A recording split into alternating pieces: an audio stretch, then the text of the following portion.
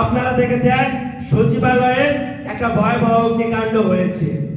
আমরা বলতে চাই এই ভয়াবহ অগ্নিকাণ্ডটা সচিবালয়ের ভেতরে শেখ হাসিনার দোসররা পরিকল্পিতভাবে করেছে।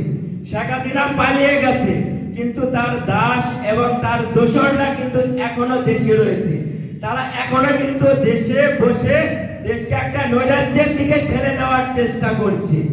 আমরা অতীতে দেখেছি, আমরা যখন ফ্যাসিস্ট হাসিনার বিরুদ্ধে রাজপথে আন্দোলন সংগ্রাম করেছি, তখন শেখ হাসিনার প্রশাসন বাহিনী বলেন তারা কিন্তু আমাদের বিরুদ্ধে আমাদেরকে নির্যাতন করেছে।